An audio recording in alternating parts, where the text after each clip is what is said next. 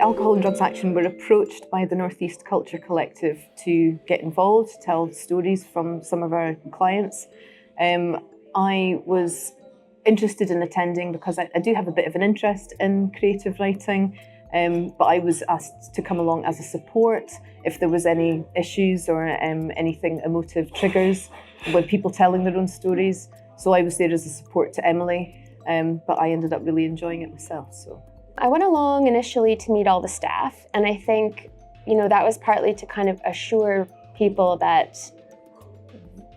just to assure people about what it was we were doing and what we were trying to achieve. I think there were some questions early on about, was this going to give people in recovery an opportunity to sort of glamorize, a past history of alcohol and drug use? So my approach really was to go in every single week and give everyone that was there a prompt that gave them the opportunity to talk about those things if they wanted to, but didn't require it. I think for me, thinking about how to sort of lead the creative writing part of this project, it was about creativity for creativity's sake, and just really thinking about, what people get from that process, without trying to think too much about what the bigger outcomes might be, which is definitely in line with the way that the Northeast Culture Collective has kind of approached all of the projects, to my understanding.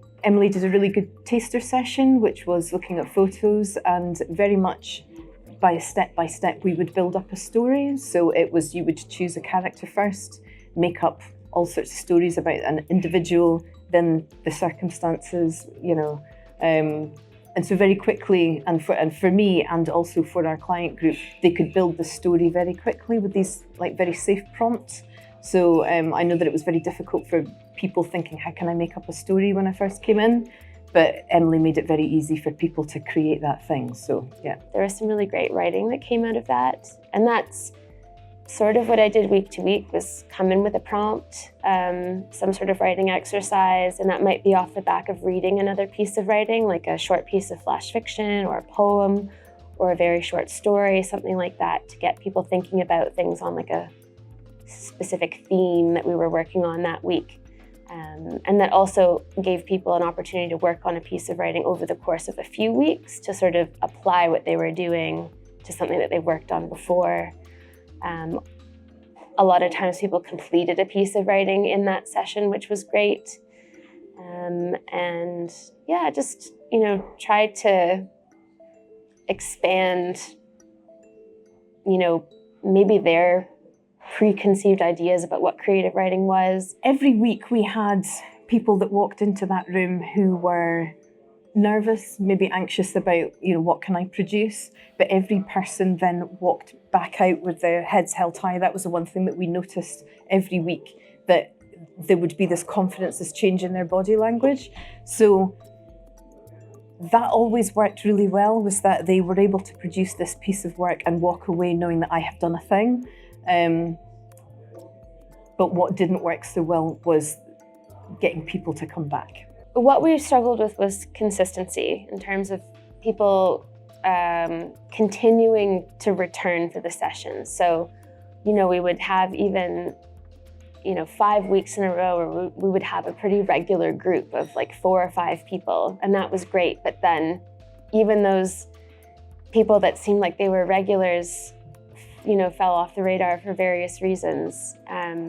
And so that was tricky. There is cognitive issues with long-term substance use, which I think probably had a play in this. Also, some of the social issues that they're facing. What is good one week is not necessarily good the following week. So depending on that individual, it could have been a struggle for them to come the next week. It's very precarious with substance use. So how we get around that, I don't know. I don't think there's any one thing that we could have done differently. There was, one person who wrote a eulogy for a funeral off the back of a prompt that we had that week. And I know that was really valuable for her to be able to do that, because I remember she came in and she told us that she was supposed to be doing this eulogy and she didn't know where to start. And then it just worked out that week that prompt helped. There were so many other pieces of writing, and some of them so small, and some of them about things like, just writing about a fox, for example, things you wouldn't necessarily think would lead to quite a profound piece of writing, but they did. And those were the little moments that just meant so much, because you could see people visibly responding to, that confidence, and that just surprise that they were able to create something like that. A lot of our individuals that we work with, maybe at school, were told that they were no use, or, for them to be able to come along and produce a creative item, whether that be a drawing, a story that they've told, there's catharsis in that, there's healing in that, and certainly in the activities that we engaged in, I found that personally. I was able to work through some kind of personal things doing the activities that we did. So if I felt like that, I know that the other attendees would be able to experience that same thing as well. And I think creativity is it's essential for people in healing. There's definitely something to be said for creativity boosting confidence and giving self-esteem, and also purpose. It also gives a measure of control over something that I think is really important. Provides people with a little bit of autonomy, even if it's just over this one piece of writing or this one piece of art. And I think that is profound. It's also a good distraction, and I think we're not far from GPs prescribing art and maybe writing alongside, time outside as a treatment plan for poor mental health. But I see it all the time that it helps people.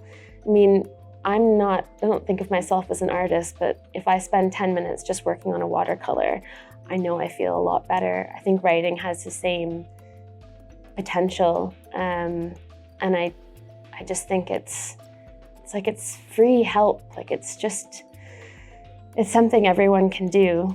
And I think also off the back of that, giving people the opportunity to tell their story is really important and can have a profound effect on them, being able to speak their truth, whatever that is. And so I think that probably helps a lot as well. I really enjoyed it every single week.